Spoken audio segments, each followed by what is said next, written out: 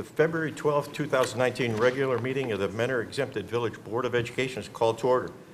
This meeting is being held in accordance with Section 3313.15 of the Ohio Revised Code. Mr. Wilson, will you please call the roll? Mrs. Briner? Here. Mr. Buckley? Here. Ms. Gisling? Present. Mrs. Roberts? Here. Mr. Tuttle? Here. Please join me in the Pledge of Allegiance. I pledge allegiance to the flag of the United States of America and to the republic for which it stands, one nation, under God, indivisible, with liberty and justice for all.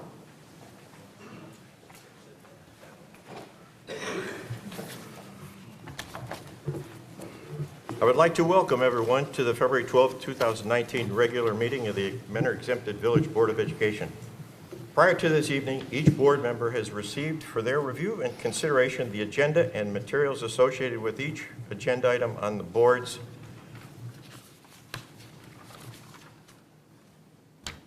approval, via the district's paperless Board of Education agenda system, Board Docs. The public can access the agenda through the school district's website. The agenda is available through the district's website for public viewing the Sunday prior to the board meeting. Board members have the opportunity to call the superintendent and chief financial officer for information concerning agenda items and to request, if needed, additional information. There are two places on the agenda when the board entertains comments from the community. The first hearing of the public is dedicated to those who wish to address the board on agenda items only. The second hearing of the public is dedicated to those who wish to address the board on any subject, whether it is an item on the agenda or another issue. When addressing the board, please state your name. Comments are limited to 3 minutes. Please address questions to the president. This meeting is being televised on a delayed basis and will be shown on Spectrum Cable, channel 1026 in Mentor and channel 1025 in Mentor-on-the-Lake.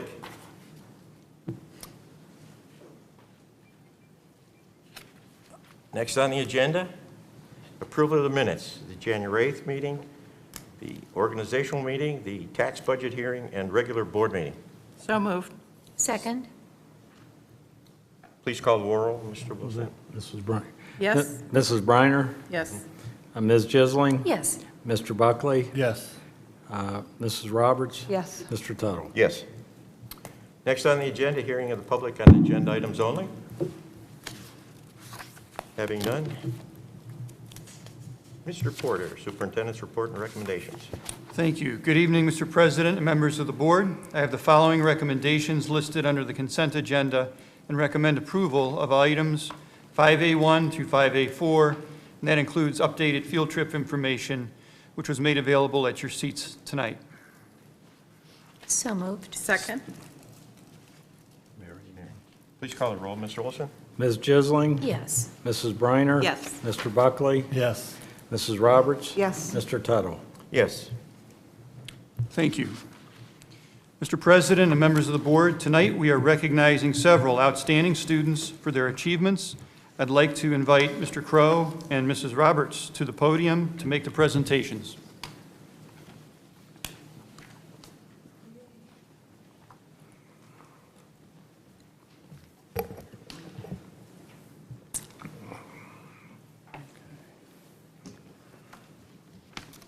Mr. President, members of the board, Mr. Porter and Mr. Wilson, I am thrilled to be here this evening to recognize several Mentor High School students for excellence in academics and athletics.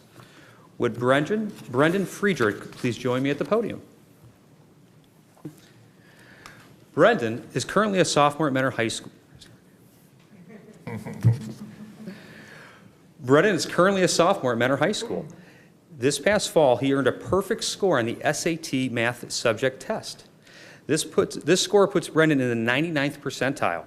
He is a shining star, and we are all looking forward to the great things he will accomplish the next 2 years at Mentor High School and then beyond.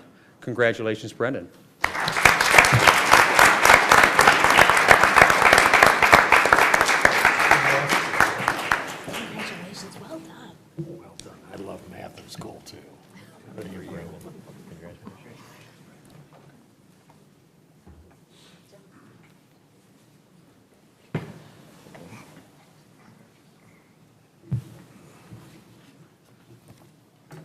Next, would Summer Mastandrea, Olivia Tatarunas, and Mr. Butterfield please join me at the podium?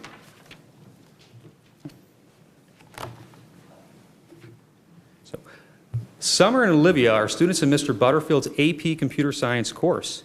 Each year, our students compete in the Congressional App Challenge. Mr. Butterfield will be saying a few words regarding the competition and the success of our students.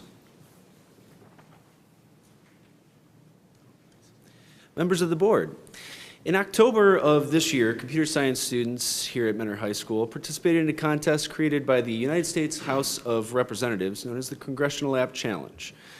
The mission statement of this contest is to inspire, include, innovate efforts around STEM, coding, and computer science education.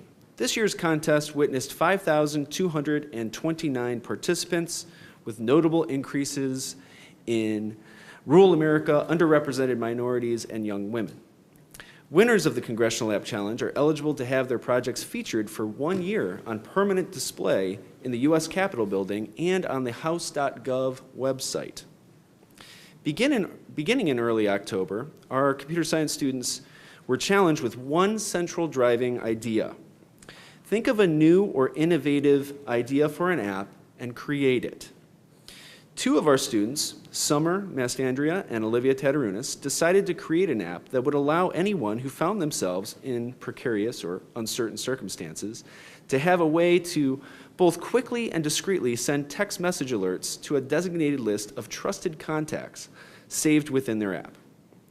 During their development process, Summer and Olivia employed a variety of tools, such as MIT App Inventor, Scratch programming, and strategic planning techniques such as agile engineering, which they use to communicate, schedule tasks, and discuss how to overcome roadblocks within their projects. One notable moment of inspiration was when they decided to incorporate into their project a game that they had also created and developed named Jungle Adventure. This incorporation formed the basis from which the app gained its name. More importantly, however, the game layer of the project serves as a mask to cloak the app's alert messages that are being sent in the event that the user is surrounded by suspicious onlookers. Amazingly, what makes this app unique is its efficiency. The app can send alert messages to contacts in their apps list with specific messages and their exact GPS coordinates in just 3 taps of the screen, saving the app user time and safeguarding their alert messages. In conclusion, I'm very happy to present to the Mentor Board of Education that Congressman David Joyce has selected our very own Summer and Olivia as the 2018 winners of the Congressional App Challenge for Ohio's 14th District. We'd now like to play their video demonstration that they submitted to the contest.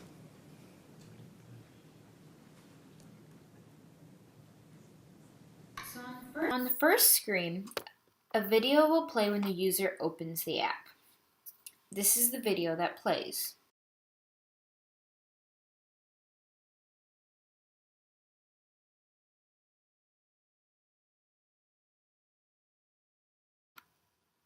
This feature disguises the app as a game so that the user doesn't allow the people around them to know that they're calling for help.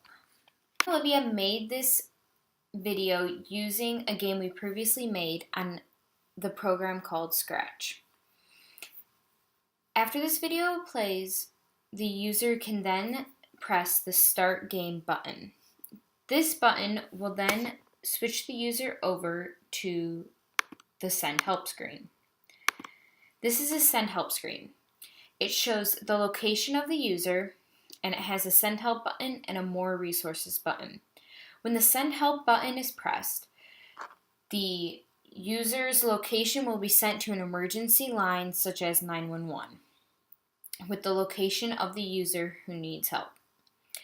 If the user decides to press the More Resources button, it will switch to the hotline screen. This will also happen when the user presses the Send Help button. From here, the user can pick whether they would like to be connected to a hotline. Currently, there are 4 hotlines that we have listed, and when you press one of the buttons, they will make a call to these hotlines. version of this app, it would allow the person that called for help to see how far away the help is compared to where they are currently. Thank you for watching our demonstration of Jungle Adventure.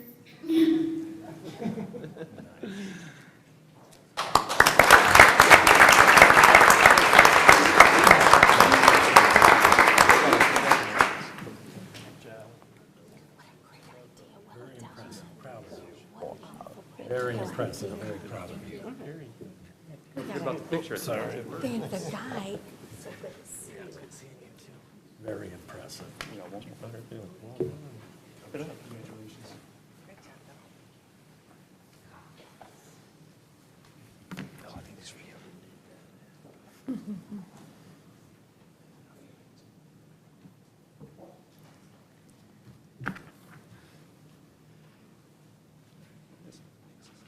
Next, would Nick Kalowski please join me up on stage?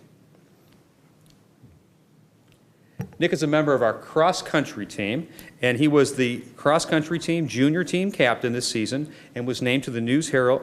It was named a News Herald of the Week All-Star. This past season, he was named All-Greater Cleveland for the second time.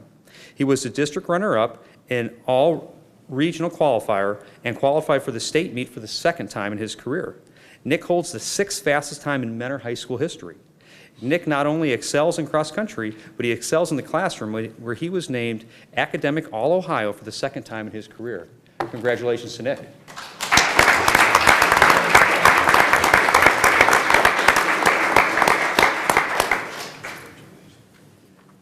Two incredible skills. Great job again, very proud of you. Nick also goes by the name Kaz.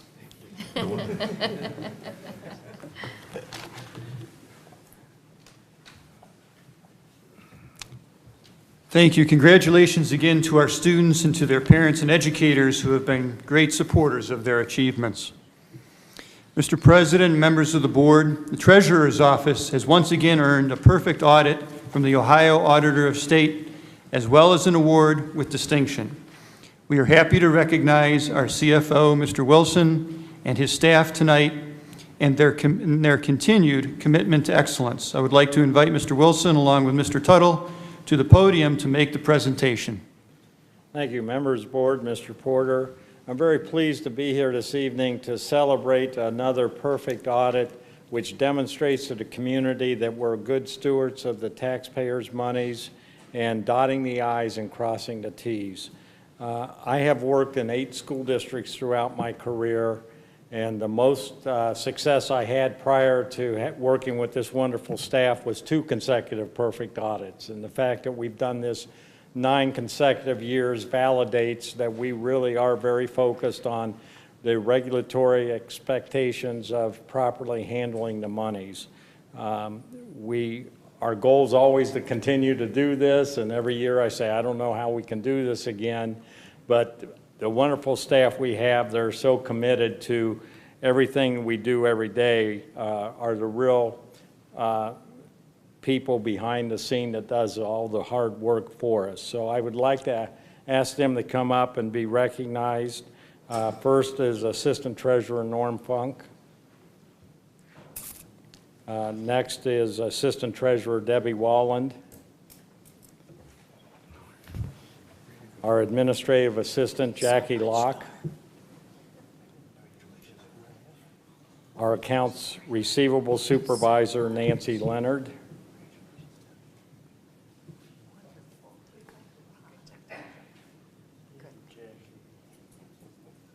Our Account Clerk Rita McNeely.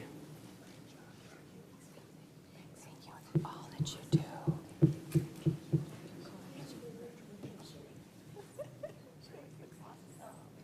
Our Account Clerk for Student Activity Programs, Patty Starkey. Thank you for all your hard work. Our Account Clerk for Records Management, Crystal Pierce.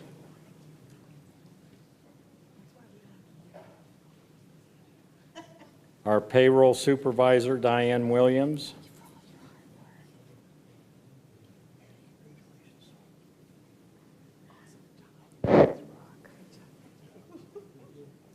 Our Account Clerk for Payroll, Glendine Epperson.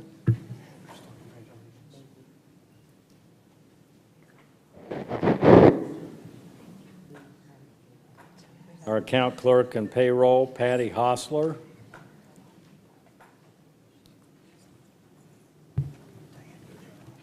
And our account clerk for the high school bookstore, Jan Civic.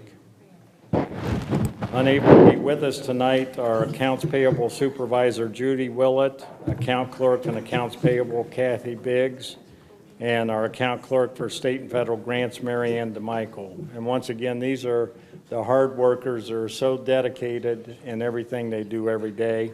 Our goal is to continue our string and hopefully celebrate once again next year. So thank you all for the support.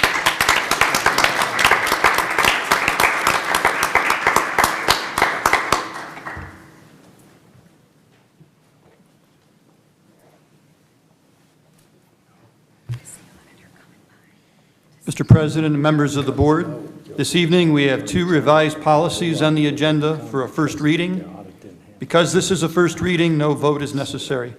I tried to arrange it.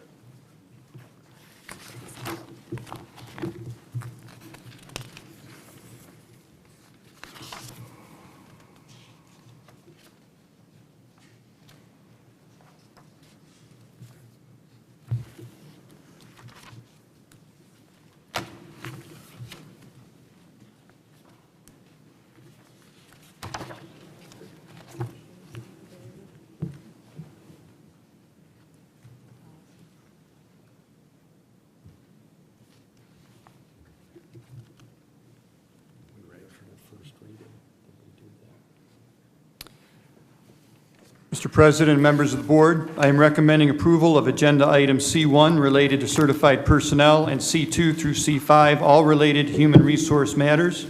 I'm also recommending approval of Agenda Item 5D related to administrative personnel, but I'd like to note that we have made a revision to the job description, Director of Innovation and Instructional Technology, to reflect that in addition to what was originally written, the director will also oversee the technology plan and will oversee and recommend the budget to the superintendent. And that update is in Part 1, C and D. So moved. Second? Please call the roll, Mr. Wilson. Mr. Buckley, Yes. Ms. Jisling, Yes. Mrs. Briner, Yes. Mrs. Roberts, Yes. Mr. Tuttle. Yes. Thank you. This concludes my portion of tonight's agenda. Next on the agenda, Board of Education report and recommendations. Business? Business to report, Ms. Wilson? None tonight. Legislative report, Ms. Briner? The Ohio House of Representatives actually voted on February 6th to make changes to the body's governance procedures. The proposed revisions to the House rules were part of the promises made by House Speaker Larry Householder, Republican from Glenford, during his run for Speaker. The proposed rules included increasing to 40% of the minority party membership on each House committee instead of an amount proportional to the composition of the chamber that is currently composed of 61 Republicans and 38 Democrats, creating 3 permanent standing subcommittees, including the Primary and Secondary Education Subcommittee on Finance, co-chaired by a member from both parties, renaming several committees, including the former House Education and Career Readiness Committee to the House Primary and Secondary Education Committee, and the former Higher Education and Workforce Development Committee to the Higher Education Committee, reducing the ability for amendments to be tabled or set aside before voting to approve or disapprove an amendment, eliminating the 2-hour deadline by which amendments must be delivered to the House Clerk prior to a full House session, and revising the timeline by which certain legislative analysis documents must be produced during the committee process. Meanwhile, Householder told reporters the prior week that his effort to hire an independent human resources professional is on track. He convened a bipartisan panel of 4 House legislators to develop the details of the newly created position. Householder also pledged to televise more committee hearings. Currently, only one House committee, the Finance Committee, is being televised. New chairs to the House and Senate Finance Committees. Senate President Larry Poff, Republican from Medina, announced that the appointment of Senator Matt Dolan, Republican from Chagrin Falls, as chair of the Senate Finance Committee, He previously served as chair of the House Finance Committee during his prior tenure in the House. Also, Householder told reporters the prior week that he expects to appoint Scott Olslager, Republican from Canton, to chair the House Finance Committee. He previously served as chair of the Senate Finance Committee during his prior tenure in the Senate. There was something coming up, U.S. Department of Education had issued draft guidance on the use of ESSA, federal funds as a result of ESSA. Guidance assists school districts in complying with the provision of ESSA, ensuring that federal funds supplement and do not supplant state and local funds. According to the U.S. Department of Education, a school district need only show that its methodology to allocate state and local resources does not take into account a school's Title I status. That's all I have. Thank you. Thank you. Moving on, Chief Financial Officer's report and recommendations. Mr. Wilson? Yes, before I present the agenda item, I'd like to add that the Ohio School Boards Association issued a request for proposed amendments or additions to their annual legislative platform that will be adopted at the Capitol Conference in November. The legislative platform guides the focus and the efforts of those advocating for K-12 education. I reached out to OSBA and shared with them the Board of Education's resolution on the homestead tax exemption program, where we have been advocating that the program be restored and enhanced for senior citizens to allow them to vote their values and face the economic challenges of supporting high-quality education in the community. And I'm hopeful that that will be incorporated within the legislative platform, but we continue to advocate on behalf of our senior citizens that value a high-quality education. So Dan, that's going out to the fall? Yes, the legislative platform's adopted every year at the first business session to do at the annual Capitol Conference. So they're just now beginning to solicit input.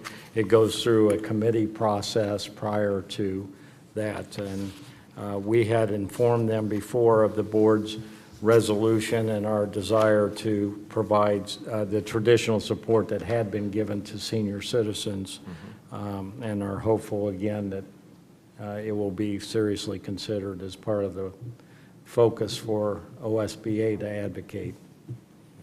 Dan, do we get any response from OSBA on that, or or will it just show up or not show up?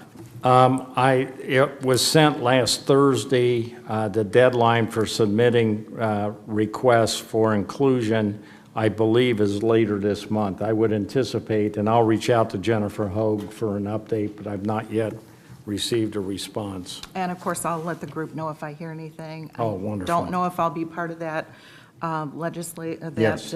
committee. I know we met before in August, but if I'm the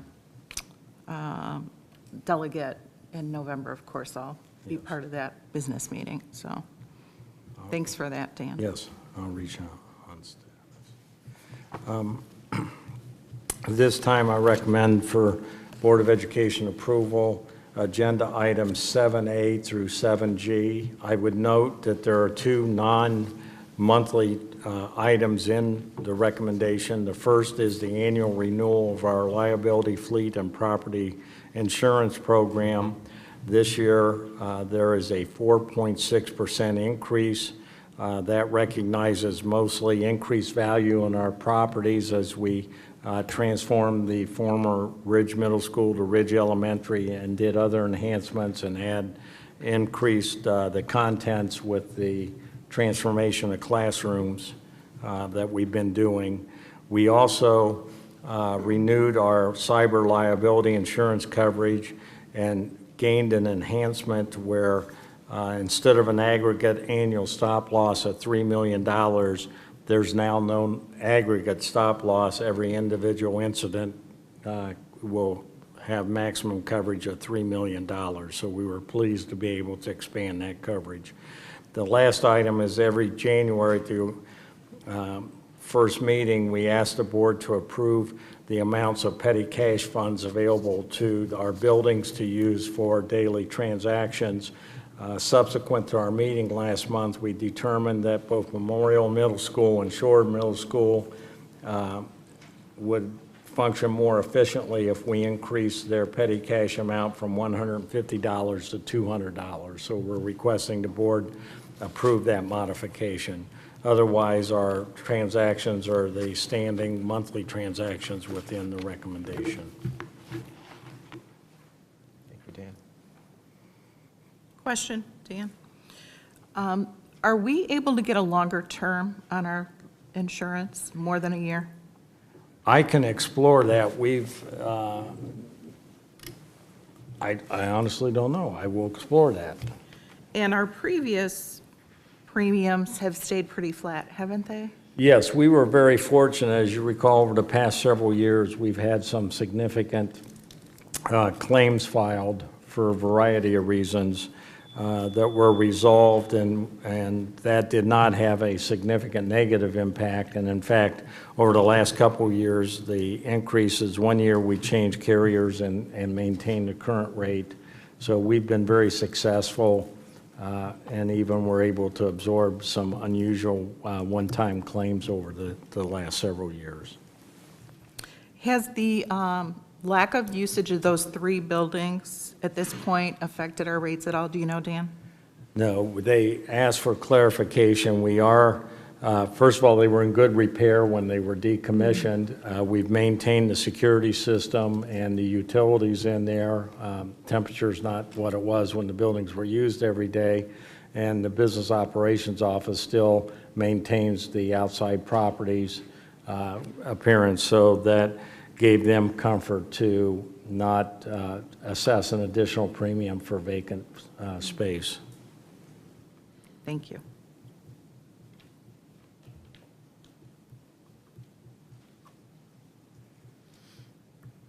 So we need a motion. That's it. Do we have a motion to accept? So moved. Second. Please call the roll, Mr. Wilson. Mrs. Briner? Yes. Oh, did I? No, you got it. Oh, I'm sorry. Ms. Jisling? Yes. Mr. Buckley? Yes. Mrs. Roberts? Yes. Mr. Tuttle? Yes. And that completes my items. Do we have any unfinished business? Mr. Wilson? None that I know of. New business? I would note that Mrs. Roberts informed me that she will not be able to attend the March Board of Education meeting, so we will, in accordance with our new practice, note that in the event there has to be a scheduling adjustment. I will think of you all as I'm touring Ivy Leagues with my daughter.